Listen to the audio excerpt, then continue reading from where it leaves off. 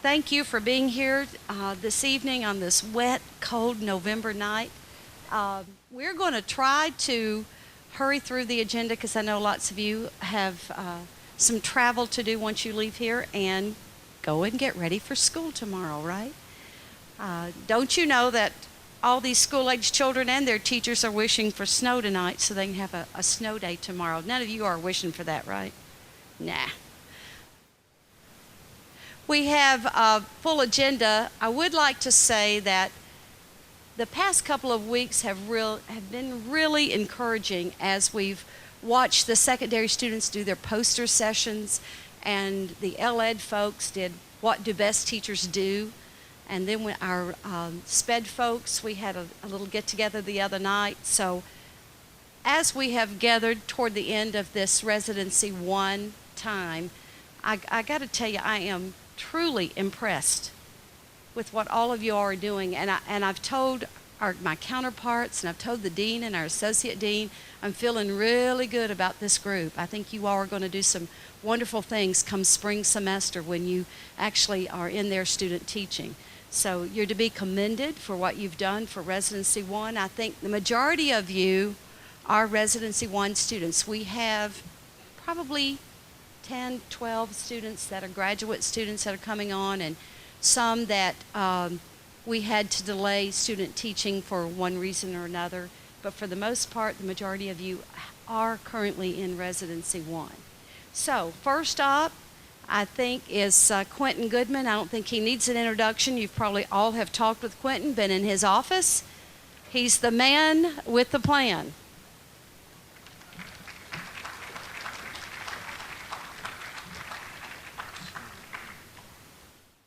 So most of you guys should know me if you went through the admission teacher education process, or if you filled out anything on TK20 regarding admission or student teaching, then you should be familiar with me. But those of you who aren't, that's my information up there. In the College of Education, room 209. I'm in the office Monday through Friday, 8 until 4:30. You don't have to make an appointment. If you got a question, you can always stop by the office. So I just wanted to put that up there for those of you who don't have my information. I'm going to go over the little packet of information that you have there in front of you. So the first thing we'll go over is the calendar.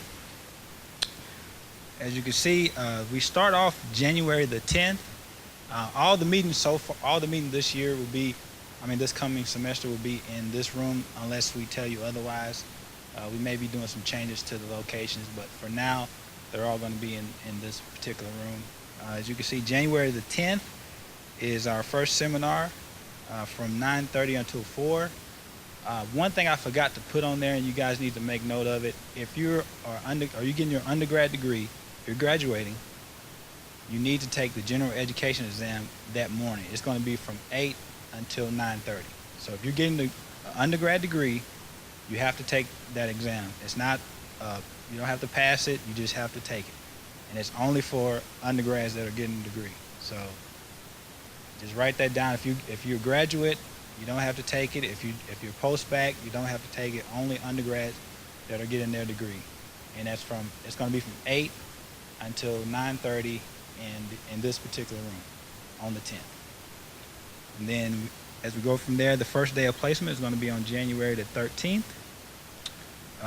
On February the 11th, we're going to have the recruitment fair.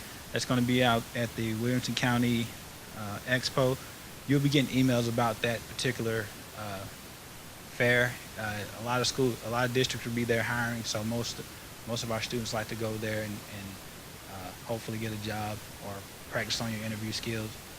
You do have to have a ticket for that, but usually if you just contact the Career Center and give them your M number, whatever, they'll provide you with a ticket. But you'll get more information about that one once it comes around to that time. Usually me and Miss Lyons are usually at that event, and you do have to sign in. It's an excused absence, but we do keep track of to make sure that you're just not skipping the day out of school. So you do have to sign in. So we usually have a little small table. You just come around, just sign in, and then you're good to go. And then March the 12th is the last day for first placement. And then our mid-seminar on March the 13th. Then on March the 14th, there's a study day. That's going to be for you guys to wrap up your first placement, get all your information on TK20, just wrap up everything dealing with the first placement. On March the 17th, that's the first day of second placement, and that runs until May the 7th. And then we have our final seminar on May the 8th. That's usually one of our quicker seminars. We just kind of, any last minute announcements or anything like that, we kind of covered that last seminar. And also you'll be able to pick up your caps and gowns on that day. So you don't have to put in an order for your cap and gown. They order enough for the student teachers, and because it's like one size fits all. So you just go pick up your cap and gown, and they'll have it available. It's usually over at the student union, over at the bookstore, and you can pick it up then. And then you guys graduate on May the 10th, so.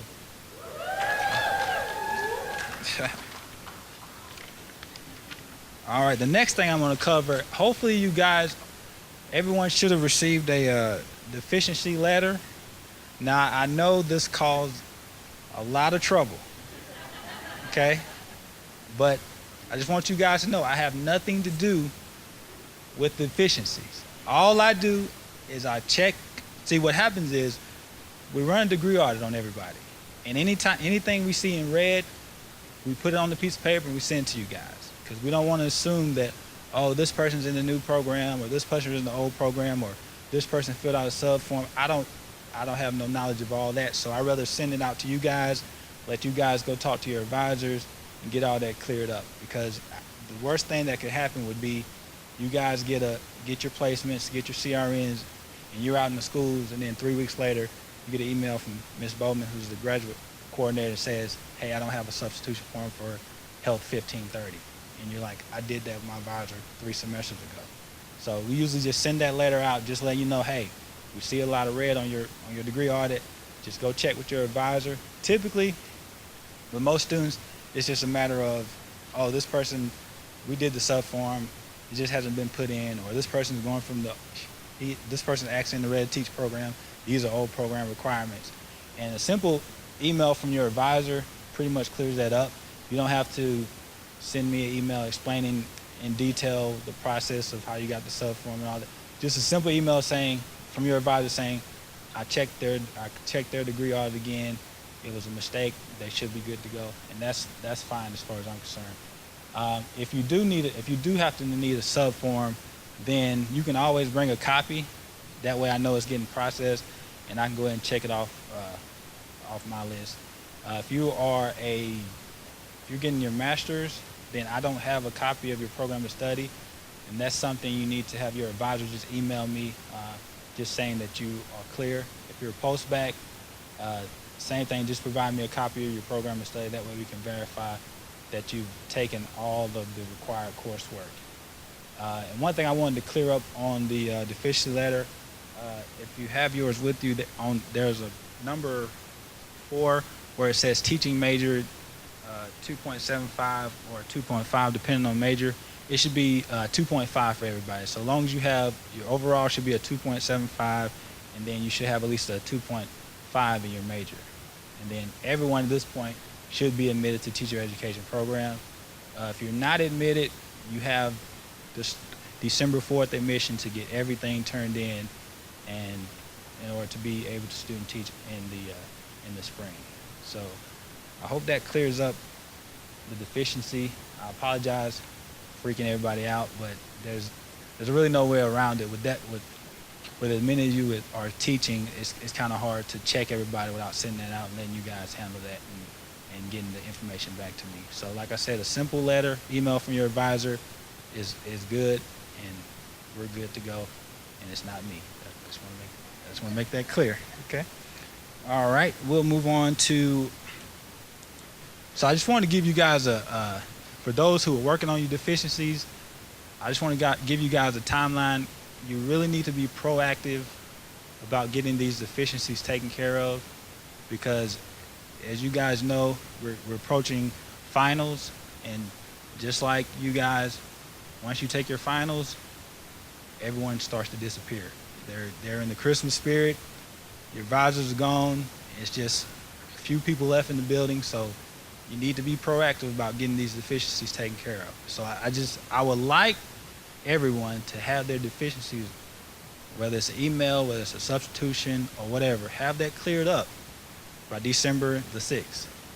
If you have that cleared up by December the 6th, that gives me enough time to check, because I have to go through and check. I think there's 139 of you. I have to, once grades post on December 16th, I have to go back in there, make sure everyone's passed all their classes, and make sure everything looks good on your degree audit. So if everyone can have everything cleared up as far as your deficiencies by December the 6th, that'll make things a lot smoother. I know some of you have already been working on that, so if your advisor sent me an email saying you were clear, I tried to copy you on that email saying, hey, that's fine, thanks for clearing it up for me. You don't have to do anything else. We'll just check on your grades once they post on December the 16th. Like I said, just keep in mind, if you don't get it done by December the 6th, it's going to be kind of hard, because I'm telling you, just like you guys, Christmas spirit hits, there's potlucks, there's meetings, it's hard to catch people. So if you don't get it done by then, it's going to be pretty hard. And because I want to send out, the next thing I want to send out your POD letter. That's the next form in your packet. I want to send that out by December the 19th. But in order to do so, everyone must have all their deficiencies taken care of. I can't send you out a POD letter if you don't have all your deficiencies taken care of. And the letter I send out, it looks just like that, but it'll come via email. So I just put an example in there so you know what the letter looks like when you see it. So be sure to, yes sir. Is that just the College of Education requirements, or is that gen ed requirements deficiencies as well? Yeah, any deficiencies that you have, everything needs to be cleared up. And I'm glad you said that. If you have to take a class during student teaching, because I think I got an email from the physical education, a couple of you guys have to take some kind of physical ed class in the spring. If you got to take a class during student teaching, then just see me and I'll give you it's a request to take class during student teaching. You just have to get that form filled out. I think the chair of your department, your advisor, and a couple of other people have to sign off on it in order for you to take a class. Yeah, it has to go, and it has to be approved. It's not, it's a case-by-case thing, so it's not, you sign it and you're good to go. It has to go through the proper channels and get approved. But just pick that form up for me at the end of the seminar. So, as I was saying, I would like to send that out on December the 19th. So that's just contingent upon you guys getting everything cleared up, because keep in mind, as you guys know, I also process the admission to teacher ed applications. The deadline for that is December 4th. So I have to check those grades as well. And then we're also wrapping up the current Residency 2 class. So there'll be paperwork they'll be submitting. So if you guys can get everything clear by the 6th, I can just go in there and check your grades and then send out your POD letter. The next form you should see in there would be, yes ma'am. Okay, as far as the LED 4050, hasn't that been replaced with the LED 4410?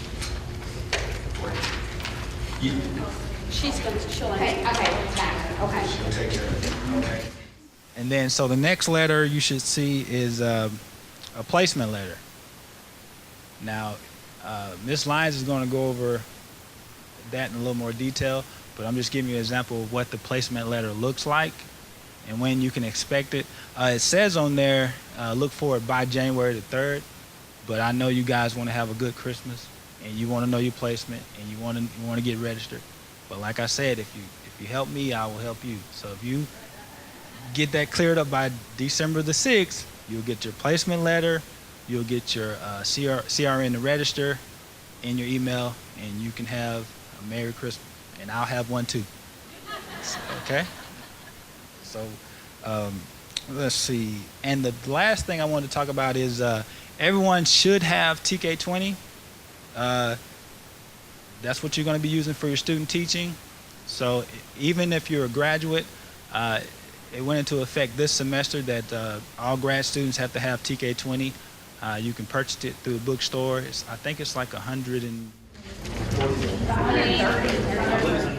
It's around $140, and you can pick that up at the bookstore because you will need that in order to submit the kind of work you're going to have to submit for your student teaching. Uh, that is all I have. If you have any like general questions regarding like deficiencies or anything, I can answer those real quickly. But like I said, the key thing is to, if you haven't, you should have been getting my emails. If you haven't been getting my emails, just let me know, and we can get that taken care of as well. You said that the general education test is on the 10th. Is that something that we have to sign up for, or we just show up? You just show up. It'll be in this building before the actual seminar begins, and you just have to show up and take it. I think you have to bring your ID, and they'll get you signed in and ready to take that test. Yes, ma'am. If we got a deficiency letter and thankfully there's not anything listed on it, and should be good, no more surprises. Well, when you say not anything listed on, what do you mean? Well, I mean, just other than what's current. Okay, then it should say complete fall 2013 courses with the C or better. Yeah. Okay. I shouldn't be expecting anything crazy. Oh yeah, as long as you pass all your classes. And I think one thing too, I think on that with the secondary, because if I'm not mistaken, the secondary, I think you're required to have a B in all your coursework. So please know it may have said C on there, but if you're secondary, you know you have to have a B in all your coursework in order to continue. Any other questions? Yes, ma'am. When would you like us to give you that card? You can just give it. I'll be over here in the corner somewhere at the end of the seminar, and you can just hand it to me. And then if you have any other questions, just write it down and leave me a note or something. I guess. Okay, let's just hypothetically speaking. Okay. Let's say hypothetically speaking that someone did not get their TV test. See, that's now. Now the due date was November 25th, which is the day. It helps me out if it's turned in today. But if you don't have it, as long as I have it by December 6th, then you should be fine. So just if you haven't got your TB test, they do them over at the Health Services. So go ahead and sign up and get your TB test taken care of, because that's the easiest thing out the process to get taken care of. Go ahead and get that done. What was the subject of the email for the deficiency? It should say like status update or something like that. And if you didn't get it, just shoot me an email or see me at the end, and I can write it down and give it to you tomorrow. But I'll be here to answer any questions at the end. I guess we'll turn it over to Ms. Lucia.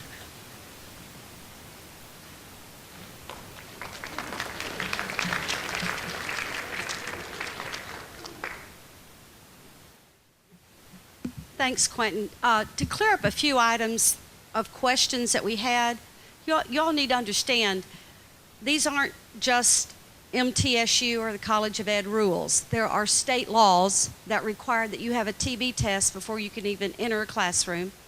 State Board of Education rule that says you may not take a class while you're student teaching unless you have special permission, and there is a stringent process to go through to get that permission. And I got to tell you, most of the time it's usually not granted. Sometimes what we'll do is let you go ahead and student teach, and you'll have to take that class in the summer. So you'll need to see me about that.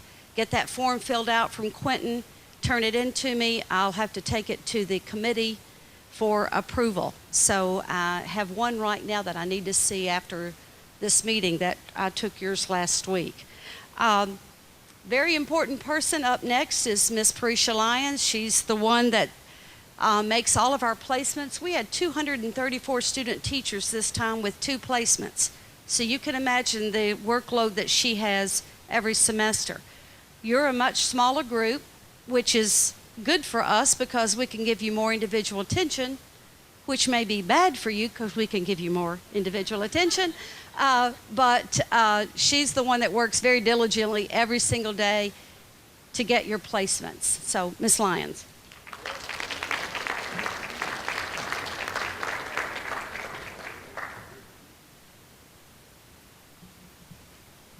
Good evening, teacher candidates. My name is Parisha Lyons. I'm your placement coordinator. I do not mean you ill will. Trust. I work very hard to get you what you want and what you need. Sometimes you have to remember that part of what you need. We have to have 2 different placements in 2 different diverse school settings. So no, you can't stay at the same place for both placements. No, that may not be 5 minutes from your house. May not actually be in your your preferred district place, sorry. We have a hierarchy, first, second, and third. You guys have given me at least 1 or 2. Some of you have given me 3. Some of you only gave me 1, which means I can place you anywhere in the state of Tennessee that I want to, but I wouldn't do that. You should have received a placement information confirmation email from me.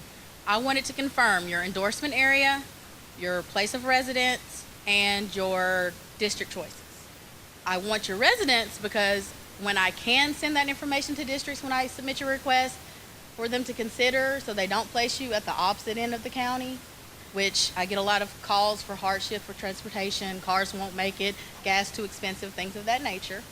I do send it to them and hope that they consider that, but it's not a guarantee. I try to give you guys every opportunity to succeed in your placements because the name of the game is you guys graduating and you guys obtaining your license. So we're going to give you every resource that we can to get you to that goal. The other thing is Williamson County. A little bit difficult getting placements there for secondary level students and also for students wanting third grade and above. And then also we had a little problem with videotaping. So I would seriously encourage you to look towards surrounding districts like Franklin Special for elementary and middle school placements, or Murray County, or Rutherford, or Davidson, because Williamson County may present some issues. Also, they require you to apply with them. You should have gotten an email from me regarding that to my Williamson County people. You have to apply with their central office. You have to submit to their Gallup assessment. After you've done those 2 things, you still may not be deemed eligible by their district office. So after you've jumped through these hoops, you still could not be placed there. So I would encourage you to look towards other districts and don't get your heart set on Williamson. Coffee County residents, you guys need to know first day of placement, and you'll hear this again hopefully in the first seminar. You don't attend to your first day of placement at the actual school of your first place. You have to start at the central office. They have an orientation there for you. When you submit a district like Wilson, Rutherford, Coffee County, those counties, and you're an elementary endorser, we also have city school districts like Lebanon Special, Murfreesboro City, Tullahoma City, Manchester City. We need to encourage those partnerships that we have with them as well. So you could very well get 1 Coffee County placement, 1 Manchester City placement if you're a K-6 endorser or early childhood endorser. So be cognizant of that. Don't complain. I mean, they're all very good, phenomenal places to be. So just know that we're working hard to get you what you need. Any questions? Yes, ma'am. Regarding Williamson County, will they contact us if they don't approve us, or will they tell you directly? You should receive an email confirming that you have been deemed eligible or not. I haven't seen one that was declined, but when I cross-reference and check back with the central office, because sometimes I have students say, I've heard nothing. They'll say, well, no, they're not eligible to student teach. Don't know why. Can't tell you that. I don't have that information. But you should receive it from them. And if you haven't in a timely fashion, I would give it 2 to 3 weeks. Then I would check back with them because they may have just failed to inform you of your status. Thank you. Yes, ma'am. When you're talking about Coffee County and you're saying, I'm placed in Coffee County right now, but I want to be in Tullahoma City, do I need to tell you I want Tullahoma City, or are you just going to try to place us the next time? If you didn't tell me otherwise, you just put Coffee County? Okay. If you didn't tell me otherwise and I don't see that you reside in Tullahoma, then it just doesn't click to me that you want to be in Tullahoma. You reside in Tullahoma. Well, then usually if you're an elementary or even high school person, I know I have Tullahoma High there. So I will submit that. I'm typically good with that one. Anyone else? Yes, ma'am. So I'm Coffee County too, so do I need to email you to say that I want to be in Tullahoma City schools? Do you reside in Tullahoma, you'll be on my Tullahoma list too. I try to share you guys with everybody because, they do us favors by taking you guys, and I like to do them favors by giving them you guys as a resource. Is that all? Yes, sir. What's the likelihood of being placed at a school that you were requested by? The school that you were requested by. Yes. Strong likelihood if you don't have any barring restrictions, being you have parents working there or relatives working there or attending there, you haven't attended or graduated from there within the last 10 years, if it's your high school, it can be your elementary school and even your middle school, and also if your department approves it. Good? Thank you, guys.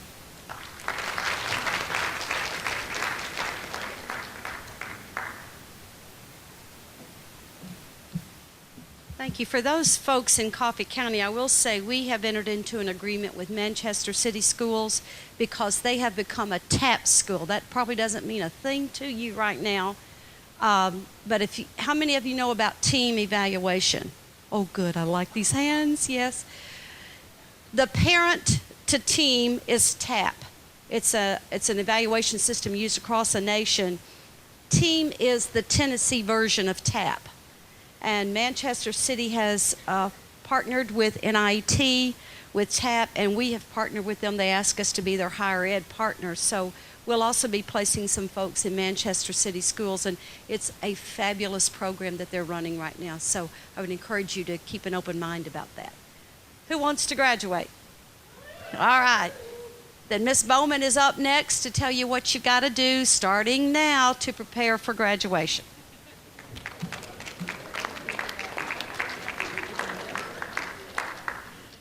To answer the question earlier about the LED 4050 and 4060, if you took both of those courses prior to the 4410 being started, those courses will be automatically substituted when I check you for graduation. If you only took one of them, then you do have to have the 4410. If you only took one or the other, you have to have the 4410. You can't just sub one of the classes for both the 4 hours because each of those were 2-hour classes. If you are an undergraduate student seeking a bachelor's degree, in all instances, meeting the requirements is your responsibility. You must have met with your advisor and turned in an upper division form and an intent to graduate form to your graduation coordinator. I may not necessarily be your coordinator. I do all of education and most of behavioral and health sciences. If you're a music major that's doing secondary ed as your minor, Kathy Jones would be your coordinator. There are 6 of us coordinators. The deadline to file your intent to graduate form was June 3rd. So if you haven't done it, you need to do it as soon as possible. If you don't remember if you've done it, you can go and the very last page of your handout, you can go and look at your degree evaluation, and it will show on there, it says expected graduation date. If it is anything other than May 8th of 2014, you have not turned it in. If you've turned it into me in the last week, I haven't gotten those in the system yet, so give me at least until Wednesday to get those in the system. I know graduation's May 10th, but in the system, it's May 8th because we had to put it on the last day of finals for reasons other than graduation. So your diploma and everything will actually say May 10th, and it'll say May 10th in the system after graduation, but up until then it will say May 8th. When we check you for graduation, we check you in the order we receive you. So if you turned yours in 3 days ago, I won't check you before someone that turned it in 3 semesters ago. You will get an email to your MT mail account, and that's the only email I will respond to.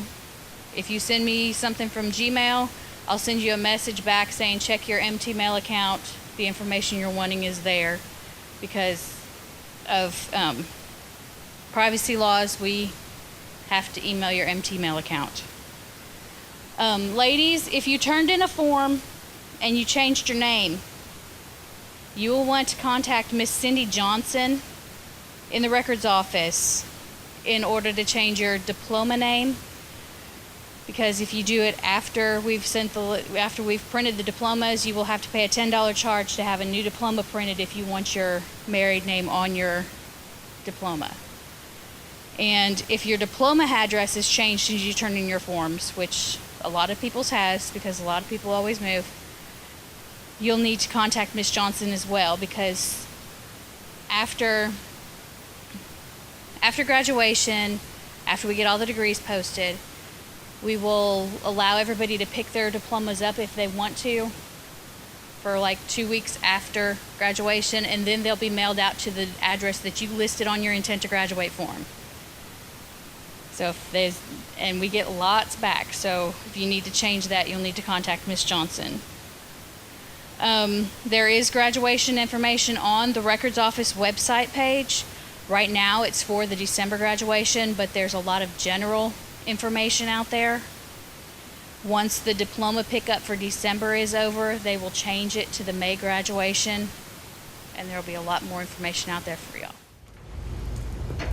What was the email you were talking about? What email? Your MT mail. I know, but are we expecting email? You will receive an email from your graduation coordinator, whether it's me or whether it's one of the other ladies that check you for graduation, to your MT mail saying, this is what you have. The letters that I send say, this is what you're taking currently. If you're pre-registered for your classes, which right now nobody is because you can't pre-register for your student teaching yet, it'll say nothing, and then it'll say you still need, and list what you still need. Since you can't pre-register for the student teaching yet, everyone's will say you still need like LED 4110 or ECE 4110, whatever happens to be the course that you need for student teaching. So is this an email we get once our intent to graduate application form has gone through? Once you've turned it in, I'm working on checking May graduates right now, and so I have education and behavioral and health sciences, so I have two humongous colleges, and so everybody will get. I mean, I'm trying to get everybody's checked before December 23rd. Whether or not that will actually happen, it just depends because I get more in it every day. But you will have it to be able to get things fixed. Anything else? When did you say was the last day before the $10 charge is to change your name on the diploma? That you would have to check with the records office because they're the ones that assess that charge. I'm not sure when they start printing the diplomas because we don't send them. It used to be we sent them out to Jostens to have Jostens print them. Now we print the diplomas in-house. No, it's not before January. It's closer to graduation, so you will get another reminder from me.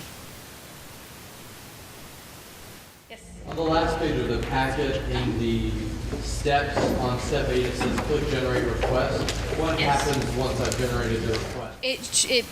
Once you hit generate request, it will take it a minute and it will show your whole degree evaluation. This is what's listed at the top of the degree evaluation.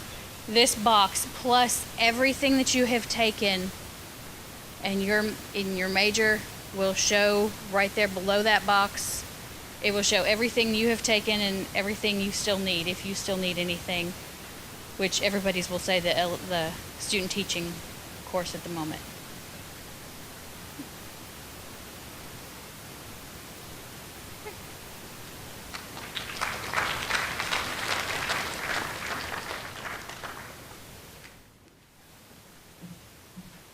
All right.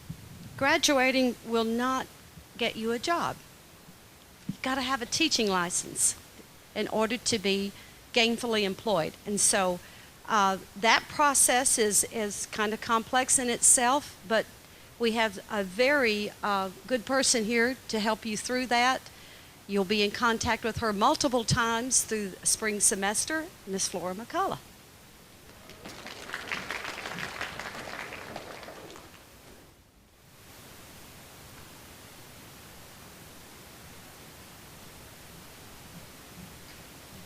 Hello. How's everyone tonight? Good cold. Like you said, November night. Okay, I am the licensure analyst. My name is Flora McCullough. Everybody got pen and paper? Okay. I wasn't as efficient as Mr. Goodman. My office is room 214, the COE. My email is Flora, that's FLORA, .McCullough, MCCULLOUGH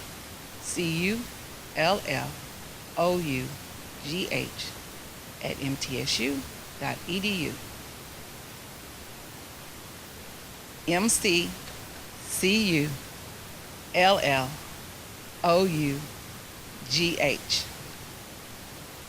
And my phone number is 904-8001. Now I expect for everyone to lose it. No, just kidding. I'm here to talk to you about a couple of things. The first thing I think I would like to go over with you is about your praxis test. I can't tell you what your praxis tests are. That will be your responsibility. There are a couple of places you can go to find out what test you would need or the endorsement you're seeking. One is the praxis website. It's ets.org. And the other is tennessee.gov. That's our State Department website. If you're typing the search engine, praxis, it will come up and it will tell you everything you want to know about what praxis exam you need to take. It will also lead you to how to get to the ETS website for signing up for your praxis test. Some of you may have already taken praxis tests. Praxis has changed some tests this as of September 1. And the one is reading across curriculum. That is 201. But if you've taken and passed it, you're fine. If you've taken and passed it, you're fine. I heard a lot of sighs then. Whew, yeah. It's only if you have not taken it, you would take the 203. Now that is as of September 1, 2013. Keep in mind, some of you may not take tests now, you may not pass. You need to always check to see what is in effect for Tennessee at the time you're taking the test. You cannot go by what, like tonight, what was in effect right now. You need to find out what is in effect at the time you take the test because it changes. The state requirements change. That's not an MTSU, that's a state requirement. Do know that most of the rules and regulations that I go by are state requirements. So when you're completing applications, I know some of you don't like listing your social security number. We have to have it. Your M number means nothing to the state of Tennessee. That is only for MTSU. So I have to have your social. I will have to have your date of birth. I will have to have a address. But now, thank goodness, we've gone to just about all. They no longer send license out, paper license. They send you an email. So I'll need a working email. Everyone, when you complete your application this spring at your first seminar, you need to make sure you have a working email address. The other thing is that if you've taken a test, you didn't have it sent to MTSU, no problem, as long as you haven't taken all of them and didn't send them to MTSU. If you've taken one and you've got another one to take, just make sure you put MTSU down as a recipient and we will receive every one of your praxis tests. But be sure to send it to MTSU and to the State Department. And you want to make sure, I tell this in this seminar, this is just FYI. You want to make sure you make copies, lots of copies, keep copies, because 20 years down the line, you decide you want to go to another school, you get married, whatever, you want to go somewhere else, that school district may want a copy of your praxis scores. MTSU is only going to keep them on file for a certain length of time, and it's not a long time. The praxis does not keep them on the website. I think it's something like 30 days that they keep them. I'm not exactly sure. 30 days, okay, 30 days they keep them up. So when you get that, you want to make sure you make several copies and you keep them in a locked box, fireproof. When you move, the first thing you move and you know where it is all of your teacher information. And I know it sounds hilarious and it sounds funny, but it's really, really important because you just don't ever know what they're going to need. The other thing that I want to go over is just that some of you, when you get out there, you're going to be so good. You're going to do such a great job that some of the principals are going to be like, I want to hire you. You're going to be in your first placement, and they want you to come back. They don't even want you to complete your second placement, but you got to complete it in order to graduate. Even if you're post-bac, you've got to complete the second placement. But they're going to say, well, just get me a letter from MTSU saying that we can hire you. Bonk. No, not happening. We cannot give you a letter until all courses have been posted, all degrees have been posted, and all praxis tests have been passed. So the end of the semester, once everything has been taken care of, that is the time I will provide you with a letter that you can take to your school district. Also, I want to stress the importance of coming to your first seminar. I know sometimes things happen, especially when you're going to be in the winter months, but try your best to be here first seminar, because that first seminar, I will take a preliminary application where you go online and you put your I forgot about TK20. You put your information on TK20. You're going to have a deadline as to when to complete that preliminary application. And if you don't get that information in, you're going to be left out of when I send all these names to the school district, to every school district in the state of Tennessee. I send a list of our students, and I tell them who that we have getting ready to graduate so they can look through and they can find who they need. And if you're missing off that list, you're going to miss out on the opportunity. You're not going to know. And trust me, a lot of students are contacted by that. So please make sure, wherever there are deadlines, you meet them, because they're very important for you and your future.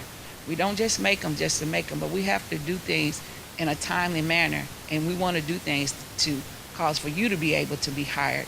Our plan is for you to graduate, but not just graduate, but to get a job. That's what we desire for each of you. Are there any questions? Yes, ma'am.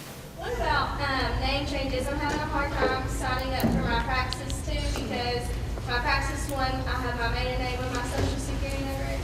So I don't know what to do, because it won't let me, because my social's already been used. I had that same problem, and thankfully I had a driver's license that still had my maiden name that was untouched, and they basically told me, keep coming as your maiden name.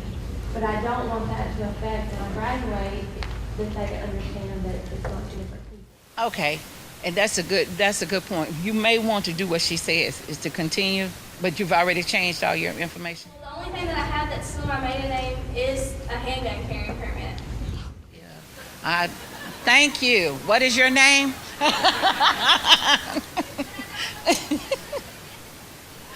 Okay.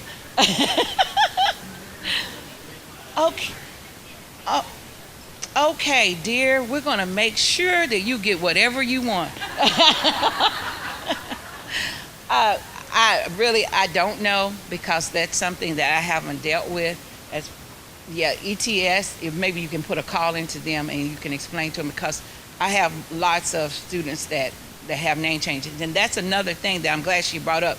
For those of you young ladies that are getting married, you're going to get married June the 15th, but you graduate May the 10th.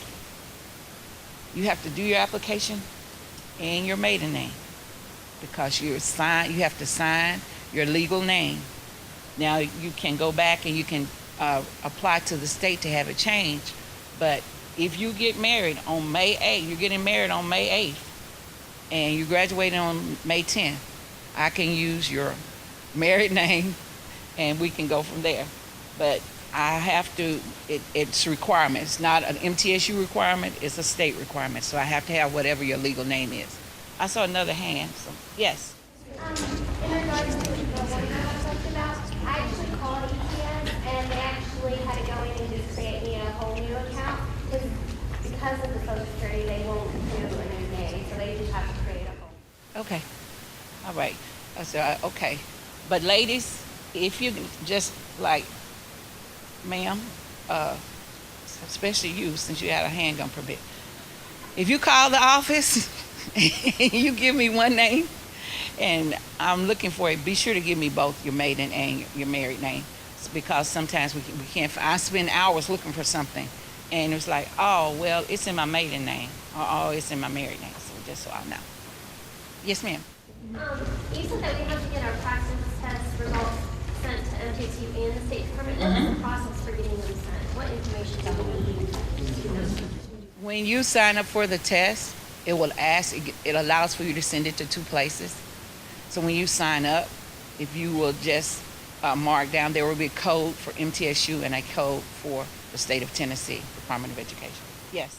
They already have it on the State of Tennessee Department of Education automatically sending it to them. Okay, thank you.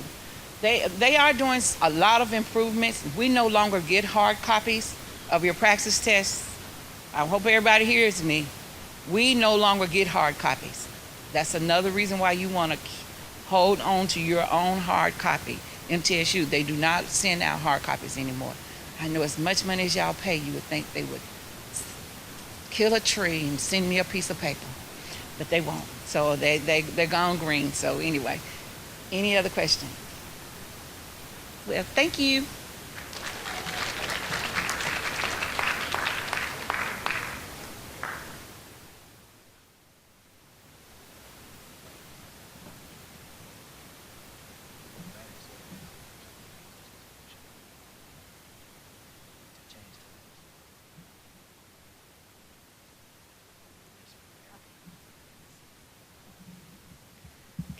The purpose of tonight's meeting is to let you know what the expectations are as you move into student teaching.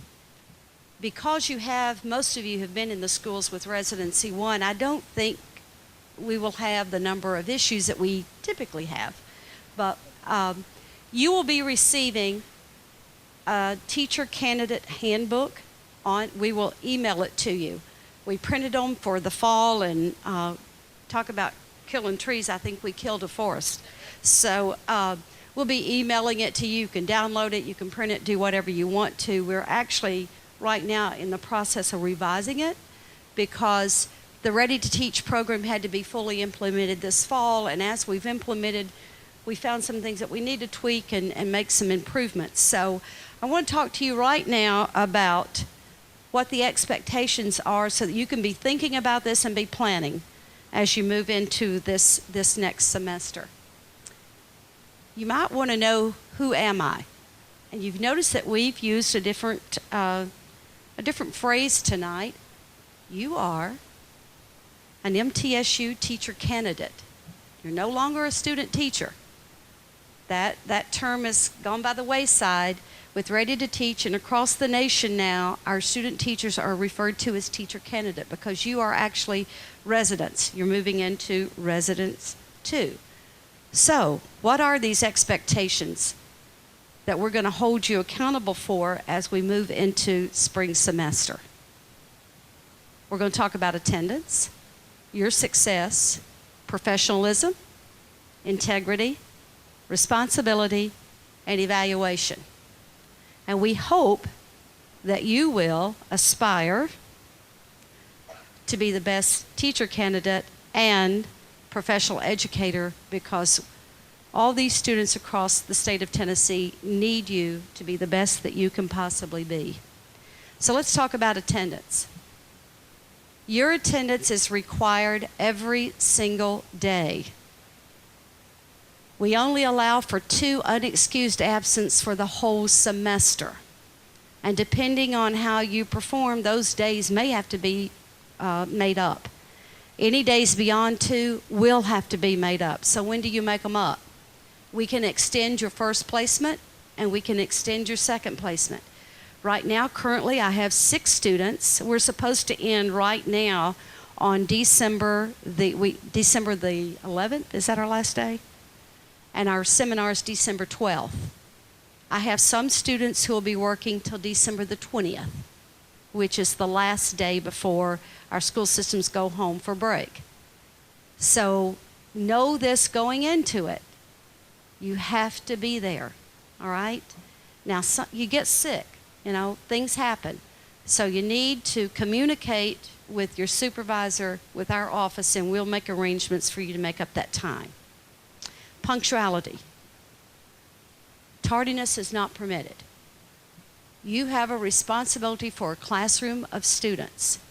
Having been a former principal, I can tell you the calls that I dreaded the most, last-minute calls from a teacher, I'm running late this morning, I need somebody to cover my class for the first 15, 20 minutes. So you got to scramble, pull somebody in there to cover. You are a professional when you walk in there as a student teacher. You need to be on time. If you're not, we have a process that we'll work with you. Seminars. Your attendance is required at all student teaching seminars. You'll have 3 of them. You'll have one in the beginning, one in the middle, and one at the end. You will be also having required Ed TPA seminars, which I think Dr. Roper will talk to you about in just a minute, and clinical seminars that your supervisor will hold with you throughout the semester. Schedules. You will follow the LEA. Do y'all know what that stands for? No, you don't. Local Education Authority. It's a school system. So whenever you see it in the paper or on the news, an LEA is just a school system. You're going to follow their schedule, their holiday schedule, their vacation schedule, their snow day schedule. You don't follow MTSU. All right? So if you're in Rutherford County, you're going to follow the Rutherford County schedule. Bedford County, Davidson County, wherever you are. Now, let's say that you're in one placement and they have a scheduled spring break at the end of your first placement, and then your second placement has a spring break scheduled maybe when you start there. Guess what? You don't get 2 spring breaks. You only get 1. And whatever that system is, we'll work out, we'll either move you early or move you late, depending on how those spring breaks fall. Daily schedule. You are to observe the same schedule as your mentor teacher, including extracurricular activities. So, folks, this is a full-time job. You're going to be very, very busy. All right, success. Yes, student teaching is graded on a pass-fail basis. You got to pass both placements. There's a lot that goes into this passing of student teaching. Now, I will say this, and Dr. Roper's going to talk about the Ed TPA in just a minute, but it looks like we're headed toward a cut score for passing the Ed TPA for all of the TBR schools. And that might be instituted this spring. In fact, that's what the talk is right now. So when you do your Ed TPA, please, I know some universities in the state already require a cut score, and if you don't make it, you don't graduate. You have to repeat student teaching. I don't want that to happen to any of you. Problems and concern form. We have a form that if you are persistently tardy, if you're unprepared, if you're not doing your lesson plan, whatever the issue is, your supervisor or your mentor teacher, most likely your supervisor, will fill out this form and turn it into me. I will come out, I'll make a visit with you and your supervisor. We, in turn, will write an improvement plan for you while you're still student teaching. And we need to see marked improvement. If we don't, we then go to a remediation plan. We pull you from student teaching, put you into a remediation plan, and you have to repeat student teaching the next semester if your remediation plan is successful. We currently have 3 students on a remediation plan. So, folks, this is serious business. And I don't want to scare you, but I need to get your attention. This isn't school anymore here at MTSU. This is for a real live job. Professionalism. Rules. You need to follow the rules of your school system, and MTSU. That's a lot. because sometimes they're in opposition with one another. What you need to do when you first get to your school is ask for a copy of the teacher handbook or at least a copy of the school rules. Every school that I know of has a student handbook or a student code of rules, rights and responsibilities, whatever you want to call them. You need to familiarize yourself with what the rules are for the students and what the rules are for the teachers. I know of some schools, the district has a dress code, but then that individual school has a stricter dress code. So whatever it is, where you're working, you need to find out what the rules are. And then also the MTSU rules apply as well. Conduct.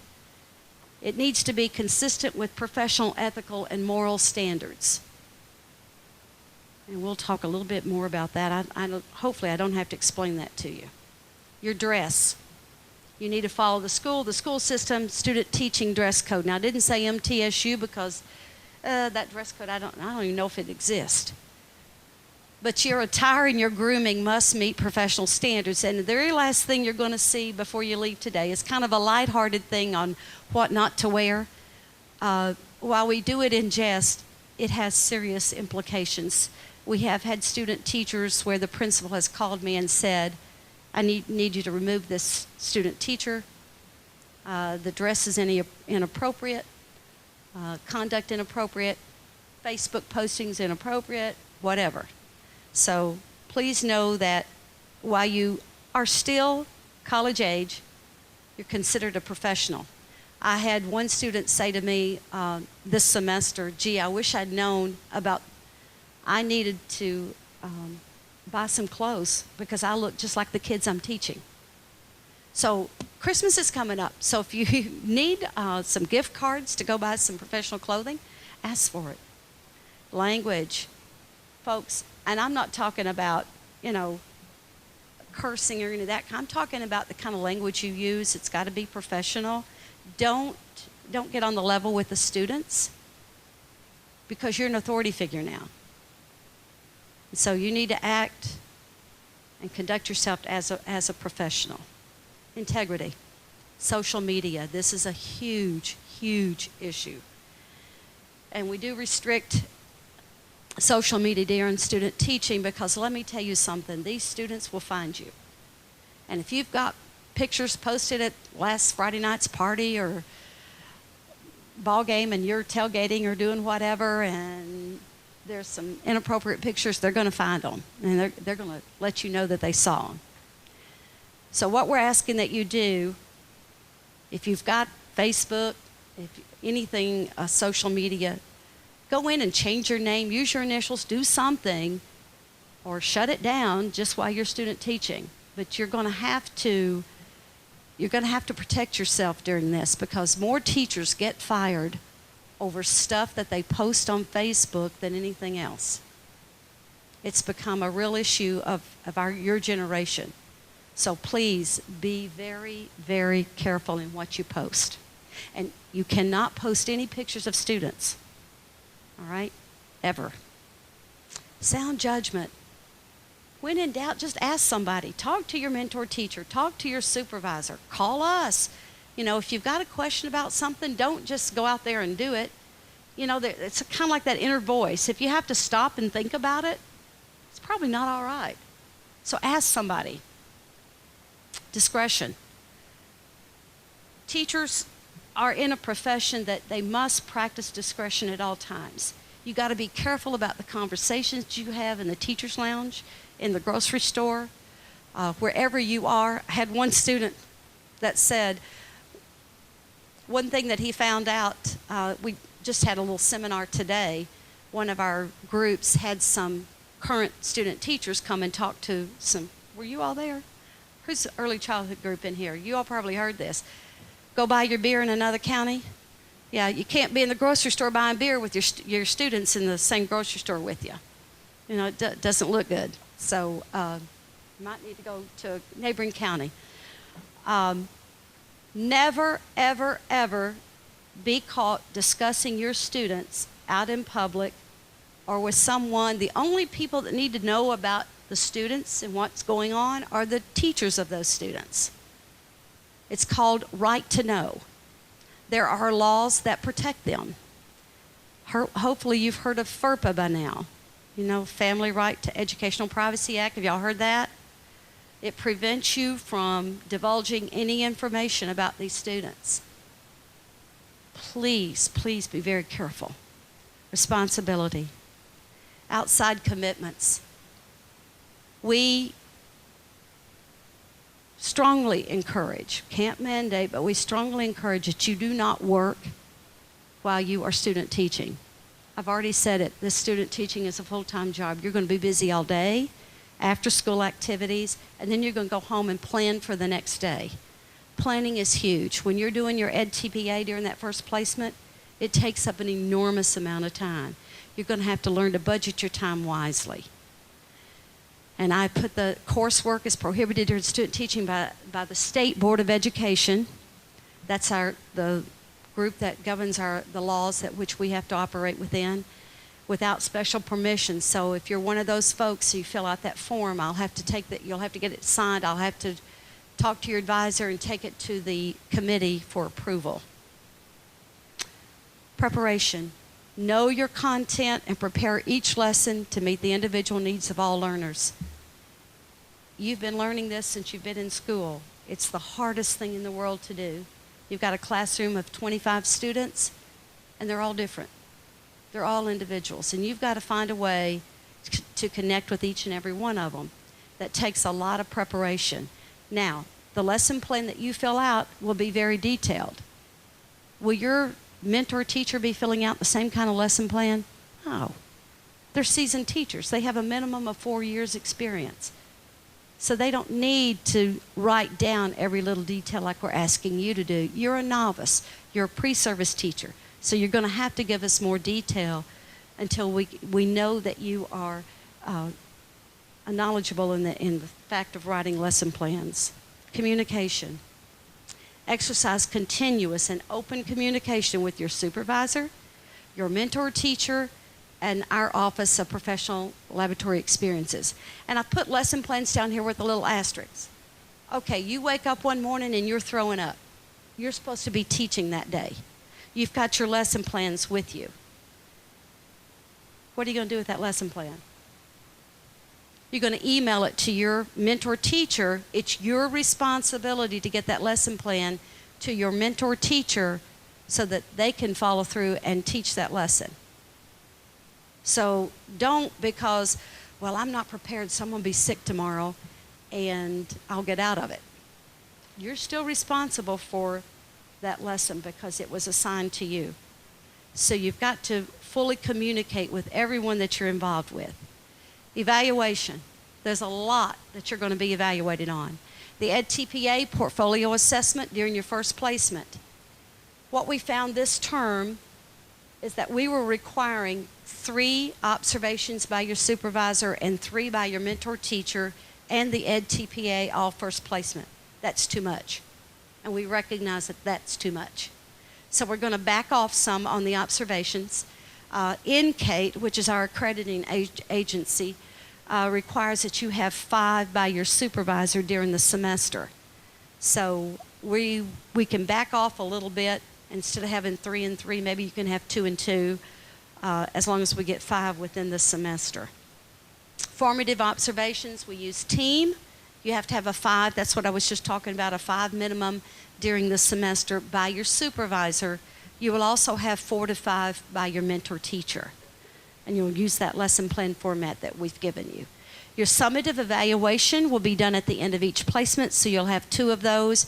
By the way, all of this stuff you're going to be uploading in TK20. When Quentin talked earlier about you got to have TK20, there's a section called Portfolio. That's where all your Ed TPA information goes. And there's a section called Field Experiences, and that's where everything else goes that I'm going to talk about. Targeted observations, you're going to be required to do 4 targeted observations of other teachers to each placement. And hopefully you'll get an opportunity to do more, but you only have to write up 4, where you actually get to go visit other classrooms and observe that teacher. For instance, if I've got an issue with classroom management, I really need somebody I need to observe somebody that's got a good handle on that. So your mentor teacher will say, you really need to go down to 5th grade and observe so-and-so. So you set up the appointment, you go down, there's a form that you fill out when you do that.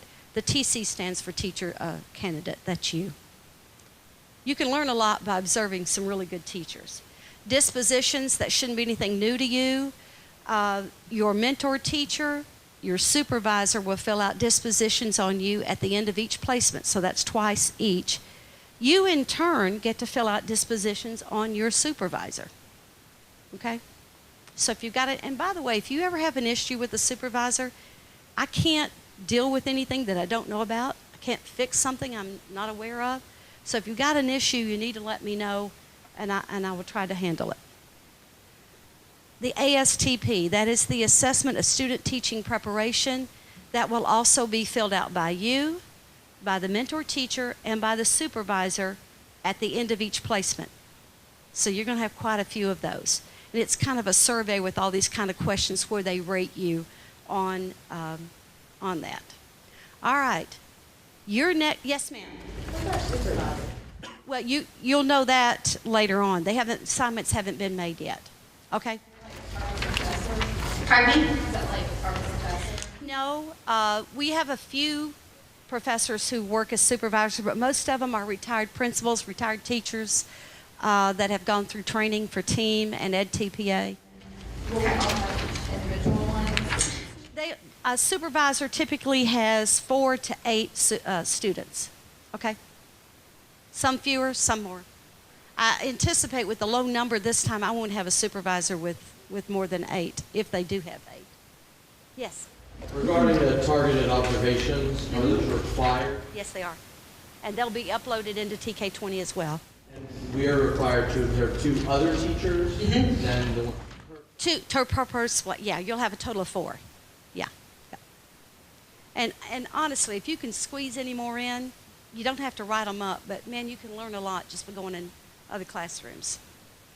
Okay, we're going to send this out to you, but when you come for that seminar on January the 10th, that's actually a work day for you.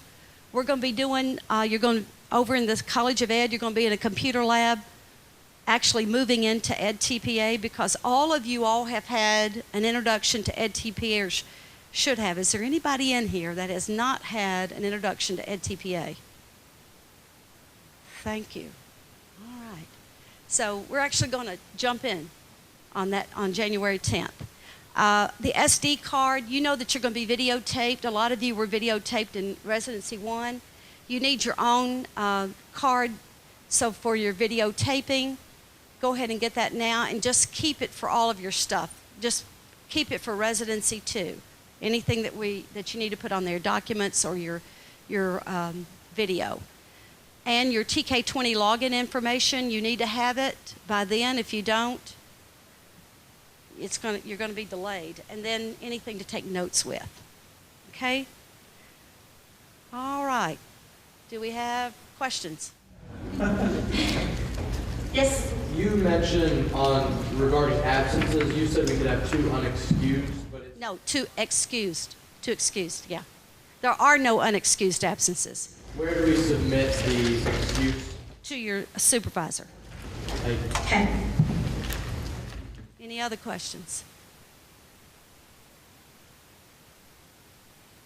Wonderful. This is awesome.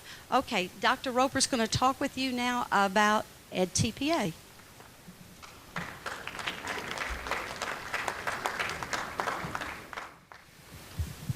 Want to try to, without taking too much time, go over a few things with you regarding the EdTPA. It's good to see that I didn't see a show of any hands indicating that you had missed out on orientation to the EdTPA. As Ms. Lucia indicated earlier, we're going to be having EdTPA seminars during this coming semester, at which your attendance will be mandatory. And there will be very specific information that we will go over at that time, so I'm not going to get into a lot of specifics at this point, but I do want to go over a few things. Most of you have been already in a session in which Dr. Hitchcock or I have spoken to you as a part of Residency 1 about the EdTPA. You probably are aware, but I'll mention it anyway, that the EdTPA is not something that was dreamed up by this university. Earlier when we were speaking about the Ready to Teach initiative, that comes from the Tennessee Board of Regents and is applicable to all of the 6 universities under the Board of Regents, including MTSU. And as a part of the Ready to Teach initiative, the Board of Regents mandates that there be a valid and reliable performance assessment that provides evidence of your readiness to teach. And they have selected the EdTPA as the instrument that will be this capstone assessment of your readiness to teach. And as was already mentioned, there may be a cut score as soon as this next semester. We don't know for sure yet, but this is serious business. It is a complex process. It is not an event. It is a process that requires diligent effort. And I'm going to go over a few examples just very briefly in a minute to show you some examples of individuals who didn't understand that it was a complex process and just decided to jump in and do the best that they could. And I have experienced that because I'm scoring a number of EdTPAs in-house this semester. That will not happen next semester. During your Residency 2 next semester, your EdTPAs will all be scored by Pearson, by individuals who were trained as scorers by Pearson. They will not know you. They will not be able to say, well, I know he or she probably knew that, and they just didn't say it quite like we hoped that they would, and so we're going to give them the benefit of the doubt. That, folks, will not happen. They will be, your EdTPA will be scored by a person who goes by very, very strict guidelines. I know that because I'm not only a scorer of EdTPAs, but I'm a trainer of scorers of EdTPAs. And the guidelines are very strict. It's a process that you need to follow to the letter. And if you do, you will be fine. If you do not, there will be major issues. And as Ms. Lucia said, I'm not trying to scare you. I just want to get your attention now so that we don't have people freaking out later on and shedding tears and all those sorts of things. And we have a question. Yes. Okay, a cut score is what it would be a minimum performance level. Yeah. It will be a threshold score. If you remember when we talked about the EdTPA in general, there are 15 rubrics, each scored 1 through 5. So the maximum score possible is a 75, which I've never seen anything even remotely close to that. So please don't think that you're going to be needing to get even close to a 75. That's not going to happen, I can guarantee you that. But there may be a cut score set that is a minimum performance level below which you would be required to remediate. So even in the absence of an official cut score, this university will be looking at specific problem areas that you may have and you may be required to remediate, even in the absence of an official cut score. Let me mention one thing. When Ms. Lucia mentioned earlier about rules at the school, and they may be at odds with something that MTSU is asking you to do. And one thing that immediately came to my mind is videotaping. You are absolutely required for your EdTPA to videotape your teaching of this learning segment that is involved in the EdTPA. There is no substitute for that. You can't say, well, I'm going to opt out because, and give some reason. That is an absolute requirement. If your school where you are in your first placement tells you, oh, we don't allow that here, that being the videotaping of students, Do not wait until the day before you're supposed to turn in your EdTPA portfolio and say, well, I couldn't do it because my school won't allow it. If your school has reservations about that, and we think we've worked through most of those issues, but if not, if your school indicates that they have reservations about that, please let your supervisor know that day so that we can start some. Yes, and shoot Ms. Lucia an email so that we can start efforts to work around that, because that is something that you certainly need to remember. Now, let me talk about planning for just a minute. When was the team instrument was mentioned earlier, most of you raised your hands that you're familiar with team, and that's a good thing. In Residency 1, you've probably learned about team, you've learned some things about EdTPA. One area where we look for alignment between those two things is the area of planning. Planning, as you know, is one of the domains in team. Planning is one of the 3 task areas for EdTPA. So to that extent, there is an alignment there. However, please understand that planning for team is very, very different than planning under the EdTPA. Because planning in team means a lesson plan for a lesson that you're teaching, and team, as you know, is an observation instrument, and so whoever is doing your team observation is going to say, let me see your lesson plan for the lesson that you're teaching today or tomorrow or whatever. And that will be an observation of a lesson plan for one lesson. Planning for the EdTPA is much more complex, it's much broader, and it involves, as I said earlier, a complex process. Yes, it involves the development of lesson plans, notice plural, lesson plans, but it also involves planning for your videotaping, because your scorer has very specific things that they're going to be looking for in your video clip or clips of you teaching your learning segment.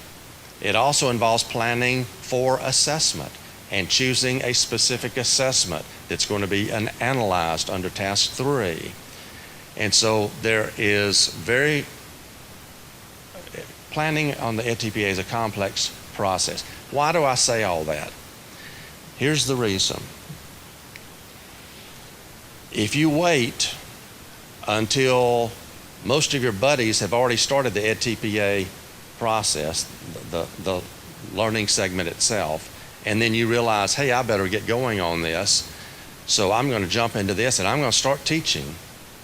I'm going to develop me some lesson plans, and we're going to work this thing through and do the best we can. You will have some issues that develop, like some of these things right here. For example,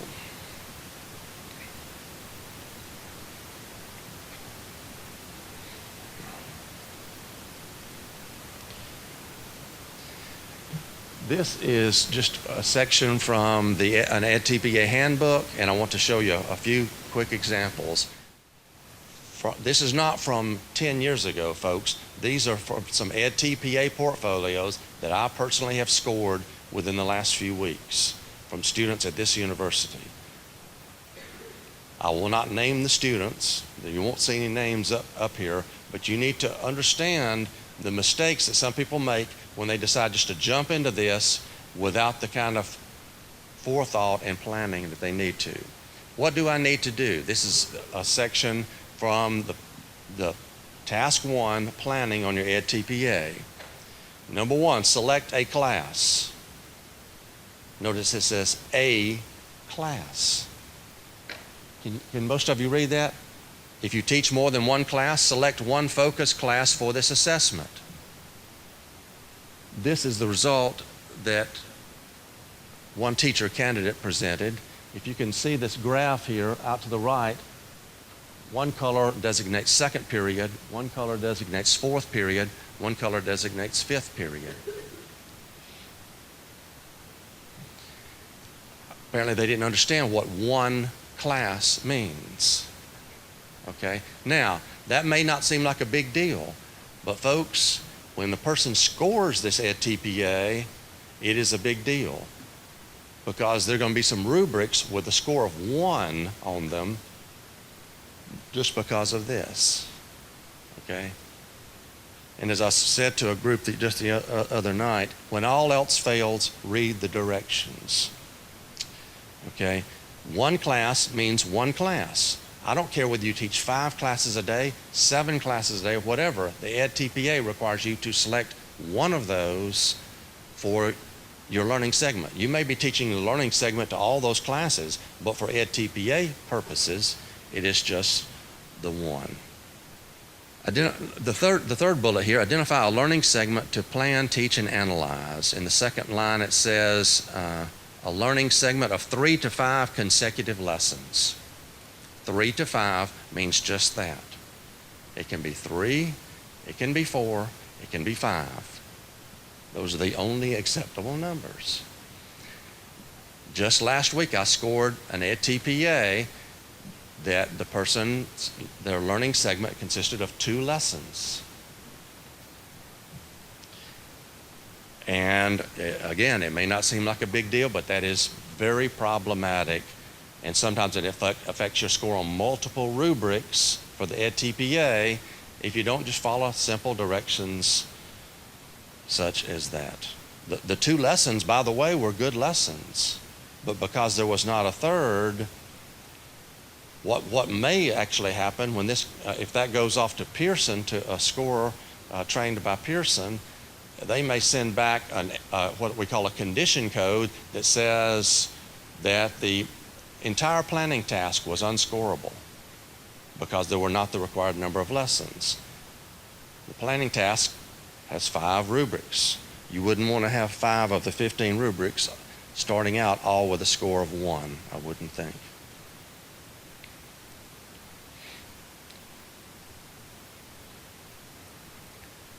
Another requirement is you select a learning segment, as it said, consists of 3 to 5 lessons with one central focus. The central focus, we'll talk about all these things in detail, folks, in these seminars. But the central focus is one central focus that's common across the lessons of your one learning segment. And so the point of all this is that you can begin now, and I would urge you to begin now thinking about what kind of learning segment you might plan that has 3, 4, or 5 lessons that would have a central focus. I'm talking about an instructional focus that's common across those lessons. You may not come up with your final answer on that, but you can be mulling that over so that you can begin planning, because your central focus cannot be overly broad or overly narrow. It can't be so narrow that it's not common across all the lessons in your learning segment. It cannot be so broad that, as this person did, you see up at the top, my central focus for my learning segment is nutrition. Well, what's wrong with that? What's wrong with it? It's too broad. A learning segment and the central focus is not what we used to call a unit. It's usually much more narrowly focused than a unit. It's kind of like a math person saying the central focus for my learning segment is numbers. And the point is that your handbook, and a lot of you already have your handbook, is going to give you information about these terms, the language of the EdTPA, so that you can be planning for that. And this person said that their central focus was nutrition. And you notice this part C says, explain how your lesson plans build on each other. So that's why I say start giving this some thought now. These don't need to be just 3 lesson plans that are completely disjointed and separated from one another. They need to have a common central focus, and they need to be designed in such a way that they build on each other. Again, we'll talk about this in detail in the seminars. Start thinking about if you're going to be teaching secondary math, or if you're going to be in performing arts, or PE, or family and consumer sciences, as this was, or agricultural education, health education, whatever you're going to be in, start thinking about possible learning segments of 3 to 5 lessons with a central focus that's common across those lessons. This person said, for my first lesson, I'm completing a lesson on measuring. For my second lesson, I'm completing a lesson on dishwashing. For the third lesson, I'm completing a lesson on cooking. Now, there are 2 problems with this area. The central focus was too broad, and the lessons that were decided upon, even though they might be under the general heading of nutrition, do not lend themselves to building upon each other, so that there's a connectedness there. And when you're answering this commentary prompt, it doesn't say, explain that your lessons build on each other. It says, explain how your lessons build on each other. Folks, there's a big difference. And those commentaries are going to ask those how and why questions.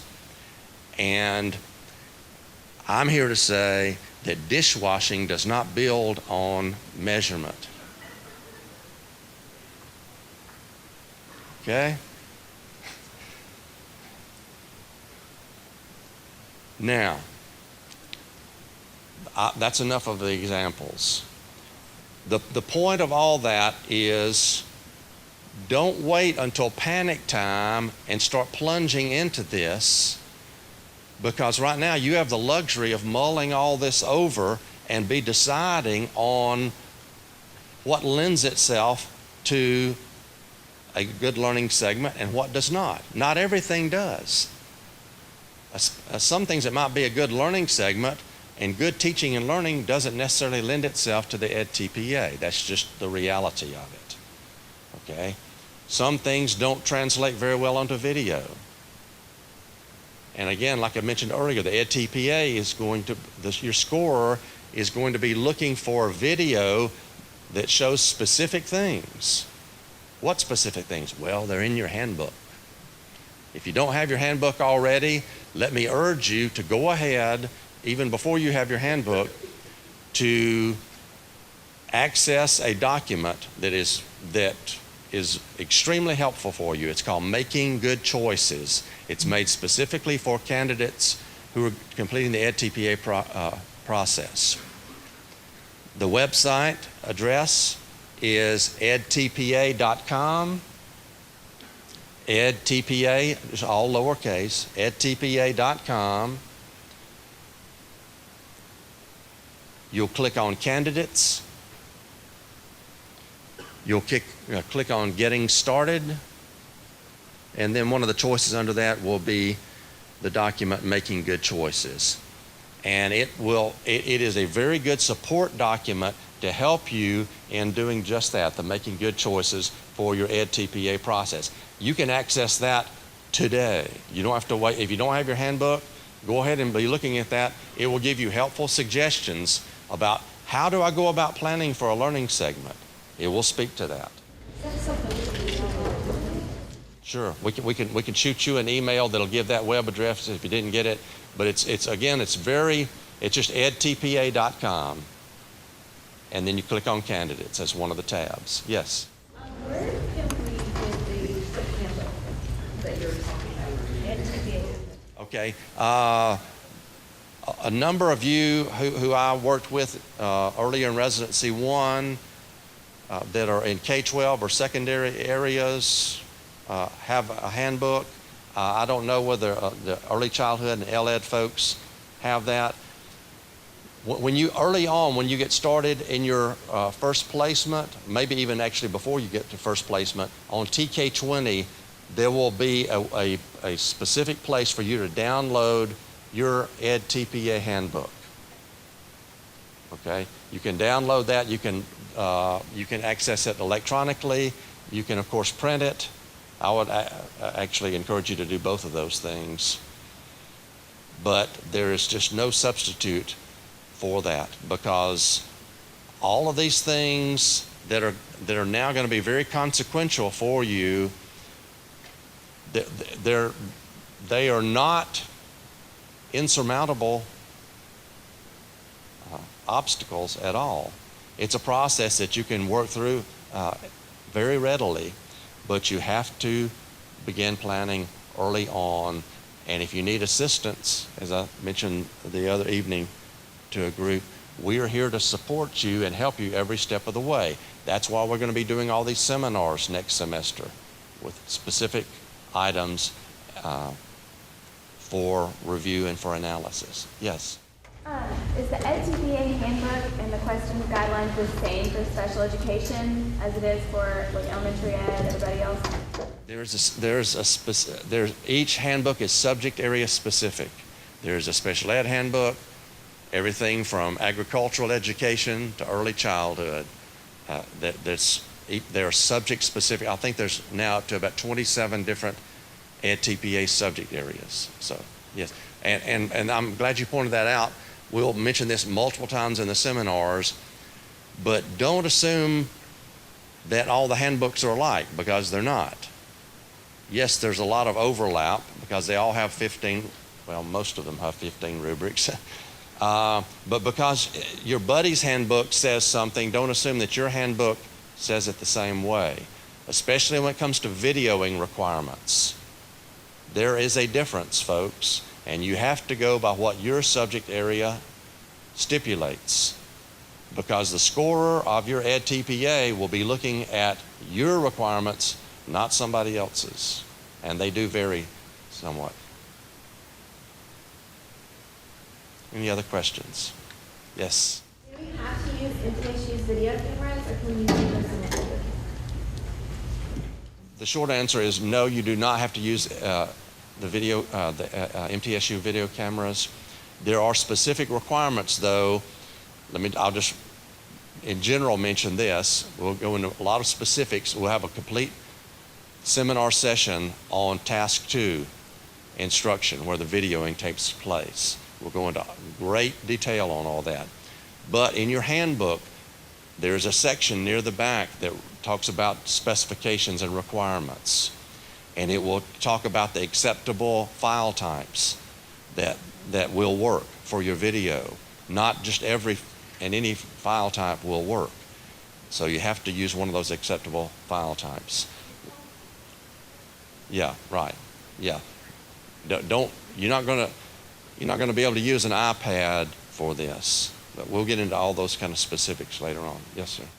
I know there's not a lot of specifics right now, but is there any idea of a general time frame of when these will meet, how often they occur?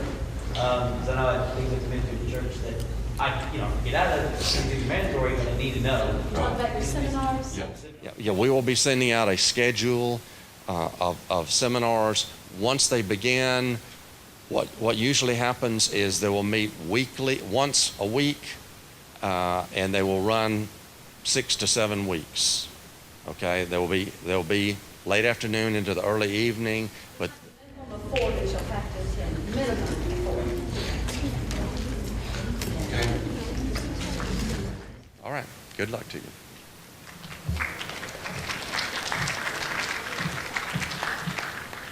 I wrote down a few notes. I think it's important for you all to know this.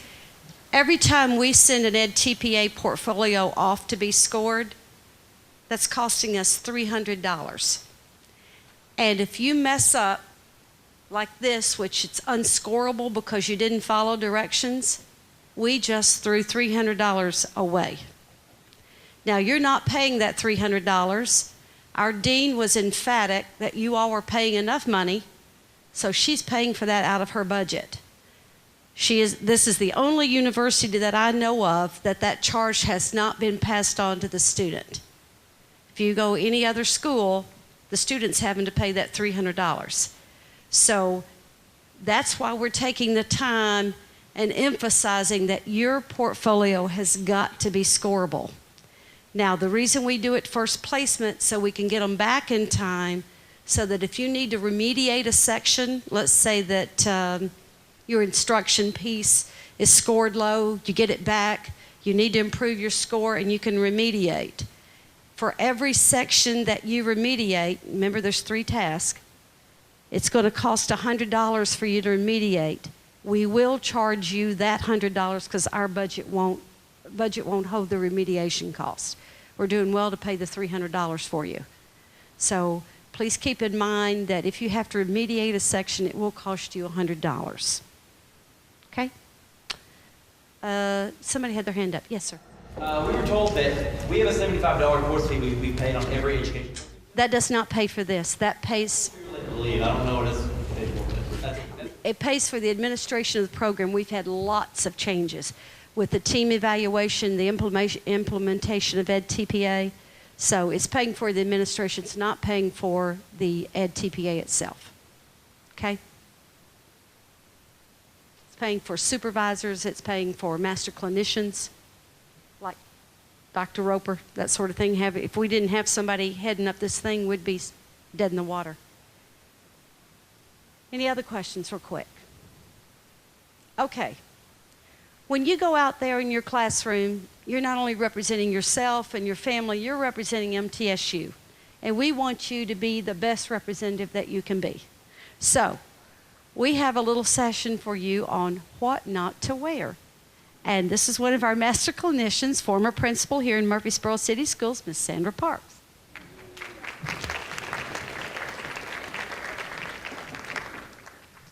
Okay, you've heard a lot tonight.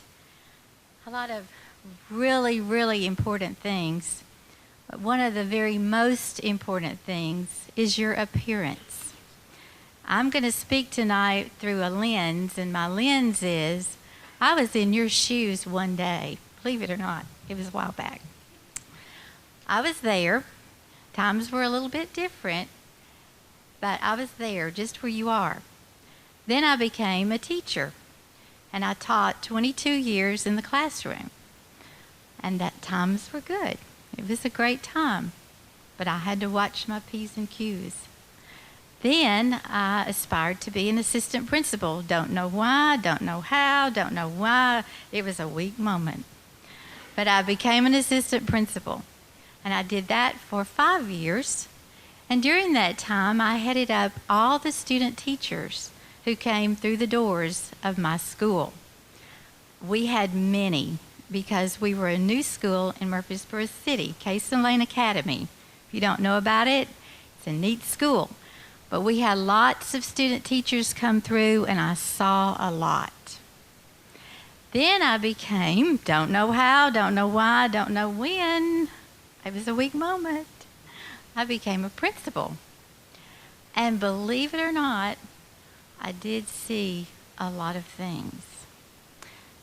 I saw a lot of student teachers.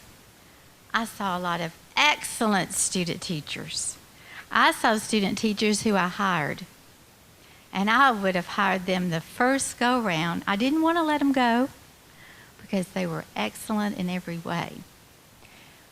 Then I retired and got to come here, and now I got to work on a great presentation for you all, because I want you to be the very best you can be in every way. But the first and foremost thing that you need to think about is first impressions. Guys, your appearance is your first impression. It talks about you, and it says a lot of things that you might not want said about you. So you have to be very careful. So, get it? We're here to talk tonight about professionalism, professional dress. It's not hard and it's not expensive. But like Miss Lucier said, Christmas is coming.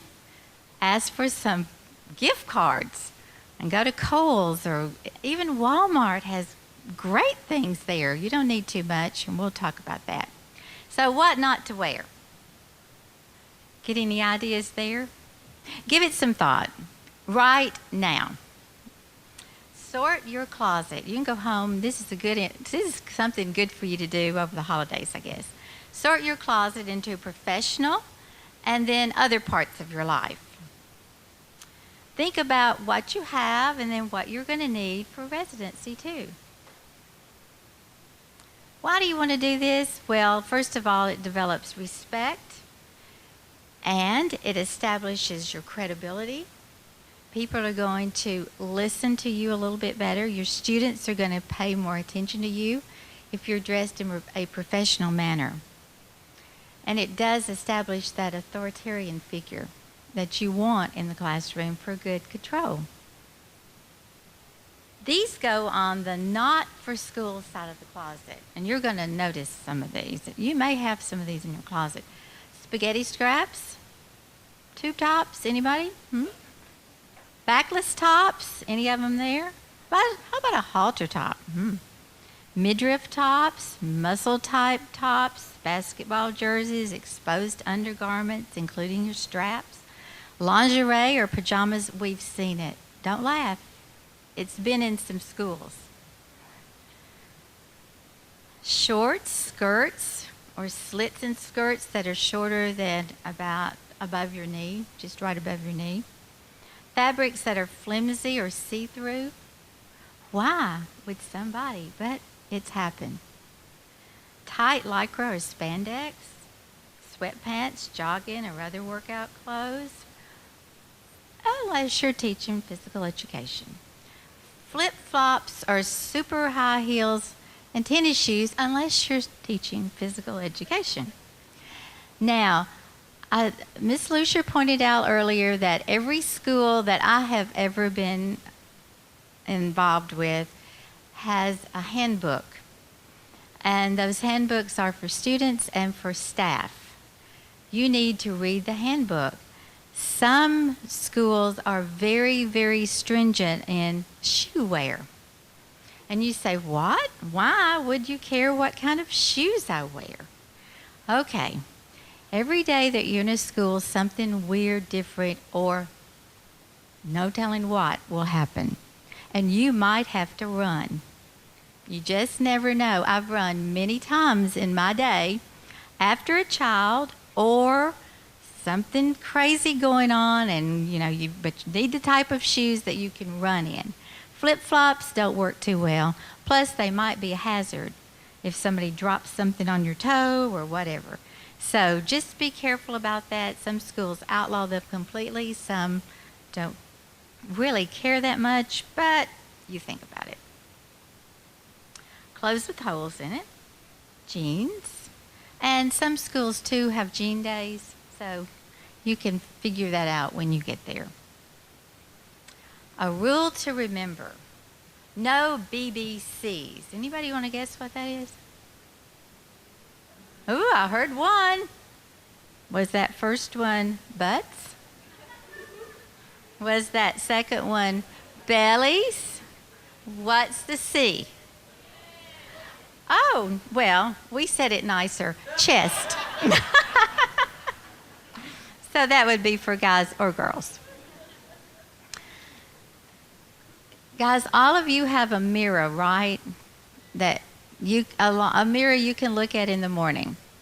Go in front of that mirror before you go to school and look at yourself and see if there are any BBCs showing. If so, put on extra clothes or take off those clothes.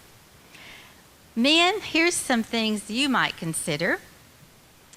If you wear a suit or a sport coat, which I don't know in schools anymore, I don't know that we see much of that, but if you do, make it conservative.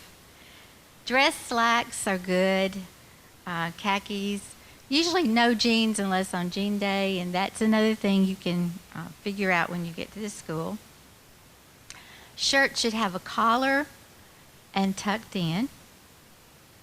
And if you have body piercings or tattoos, be sure to cover them.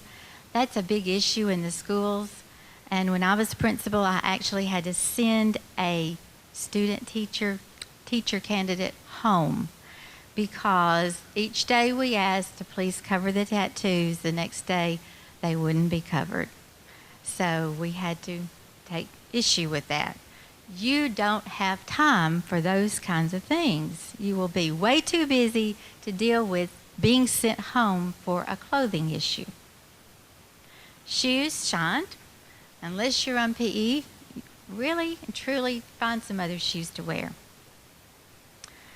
Your belt should be at the belt position. That's what I always told my guys in school. Put your belt in the belt position, not down on your hips, but where it should be.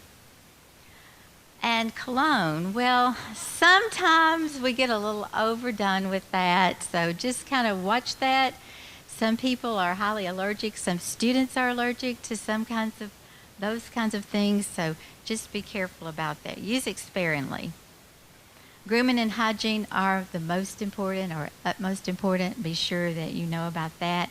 And when you get out of bed, try to do a little with your hair. I mean, I have trouble, even at the end of the day, I still look like a bedhead because I have so much. But be careful that you are grooming your hair and taking care of yourself, because ultimately you are role models for your students.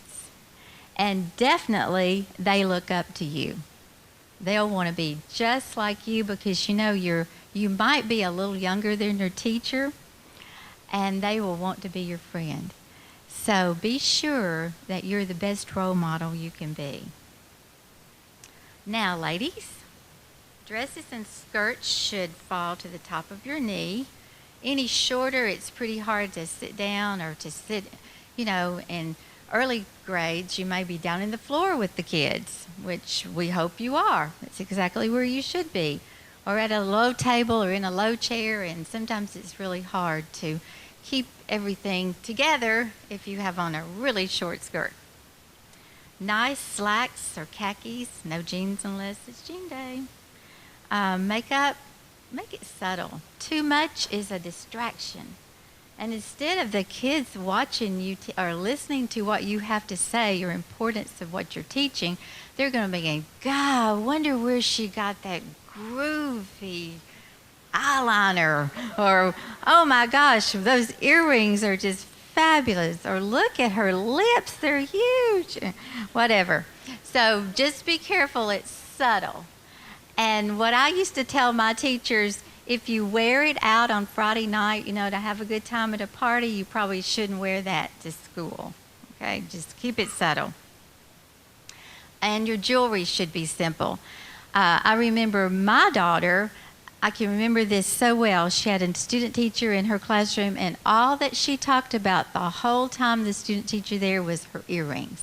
She said she had long earrings, Mom. I mean, long earrings. And every day it would be, but her earrings were long. So she wasn't really paying much attention to the student teacher, I think, more to the jewelry that she had on. Hair, make it natural looking. Again, no bed heads. Use your perfume sparingly and cover that chest. Grooming and hygiene are of utmost importance as well. And if you have tattoos, please cover them every day. And piercings should be taken care of as well. Okay, now you tell me, what is wrong with this picture? Will that be you? I hope not. If so, Miss Lucier will get a phone call. Flip-flops? In question. Probably this time of the year, you won't even have to think about wearing flip-flops to school. Well, could be yes, could be no. Not too bad, but well, look at all the chains and the keys and all of those things. Could be a hazard if you're flipping by somebody and knock them with the chain. And in a lot of schools, this is forbidden. Chains are forbidden in schools. His belt was. He didn't have a shirt on. Oh, y'all are supposed to be telling me. Okay, what's wrong with this picture? Chest. No shoes. She's taking her shoes off. Sweatpants. Bad. What's wrong with this picture? Well, we have a tattoo. We have inappropriate shirts. We see chest hair. Gross. Not for school. Our beards, how about that? It's okay to have a beard. But what about, what'd you say? Keep it trim, just like yours. That's okay. Keep it trimmed. No hats. Hats are, in most school, I'd say every school, hats are a no. And sunglasses, let's keep those for outside time, no inside time. How would you like to see her in front of your classroom? I'm your teacher, not your vampire. What's going on here? Belts are in the wrong place. And this one on the left side is a question as to whether he'll have pants very much longer. What's wrong here? Straplet, yeah, one shoulder showing. What about the jewelry? She has the bling going, doesn't she? Mom, that's my teacher, Miss Little Red Riding Hood. She probably thinks that looks really good, but are the students going to respect her? Is she going to be a distraction in the classroom? By all means. She is a vampire. What's going on here? Belly showing. Her skirt's the right length. She did good on that. Her top is almost right because the top looks good, but part of it's missing. Up. What happened here?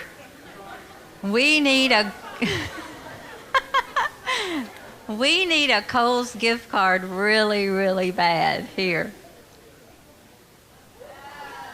Can you imagine your 7th graders? You're trying to teach math, a math lesson, and what are they thinking? What's going on here? Pajama pants, and this has happened. So be sure that you store those pajama pants away when you're at school. Don't wear them to school.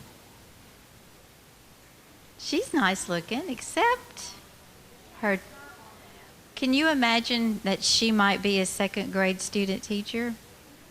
And she's bending over, helping the kids. Oh, dear, dear, dear. Let's don't even go there. And her shoes are way too high. In conclusion, dress professionally to send the right message for a positive classroom climate. Doesn't have to be expensive. Parents and students will either respect you or you will be the distraction, and nobody has time for that. So it's up to you. What kind of a teacher do you want to be?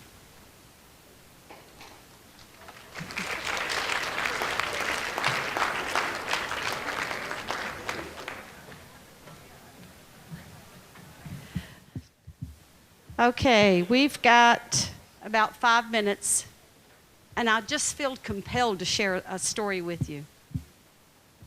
When I was assistant principal at a middle school, my 8th grade resource teacher walked into my office before school one morning, and he was just so white, it was pale. And I said, "Bob, what's the matter?"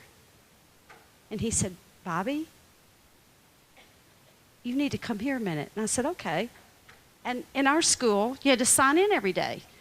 Down the teacher's hallway, there was in the office, you had to stand there and you had to sign in. And he said, "Look down there." And there stood my 7th grade reading teacher with no pants on. She had on shoes. She had on pantyhose. She had on panties. She had on a blouse. And she had on a jacket. She had no pants on.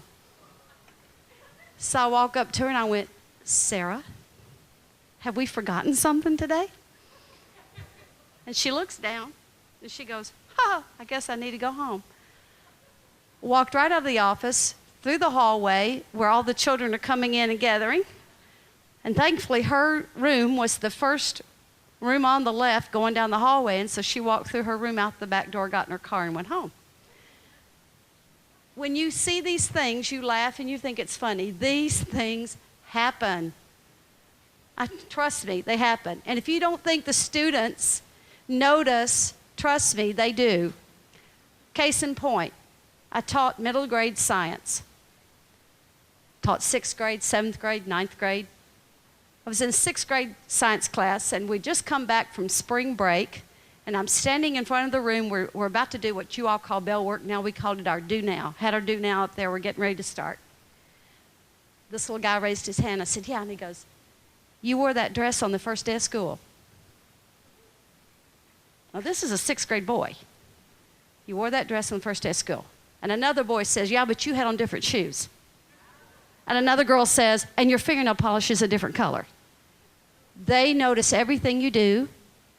They listen to what you're saying. When you're in casual conversations, they find it very interesting to listen and get close to you and pay attention. I used to tell my parents at PTO meetings, we will only believe half of what the students come and tell us at school if you will only believe half of what they bring home to you. So, folks, this is just a word of caution. You're moving into a very professional position, and please take it seriously. And we're here to support you in any and every way. Any last-minute questions? Yes? Will tuition cost the 12 credit hours as usual, or what can we expect for tuition cost next semester? I think it's you're doing 12 hours, so you'll pay for whatever 12 hours. Yeah. Is there a college ed fee? Like there was for this semester? What was your 150? It was just for residency one, $150. College ed fee. Oh, okay. I don't know, not to my knowledge. I think that must have been that additional $25 per hour or course, and it came out to $150. Is that right? I'll check. Yeah. It's supposed to be over next, but I work on campus for scholarship. I understand there's a way you get my hours waived. There is, yeah. If you're doing student teaching, you need to talk to financial aid, but there is, they'll usually call me or send me a list of students, and I have to verify that, yeah, you are carrying a full load and that you're working off campus as doing student teaching. That's a very good question. I need to put that in our notebook. Yes? In correlation to that, I also have the same thing, and it doesn't apply for us, but for incoming students, if you fill out the waiver once, it will cover fall and spring. It will cover the whole year, so you don't have to go through it twice. That's awesome. Yeah, did y'all hear that? You can get residency 1 hours waived, but you can get residency 1 and residency 2. You don't have to wait for it. What they asked me, if you're going to be in the school for 10 hours, I don't know what the 10 hours has to do with it. Don't work in financial aid, but they asked me if you're working outside in the schools for a minimum of 10 hours, then they'll give you that waiver. Okay? Any other questions?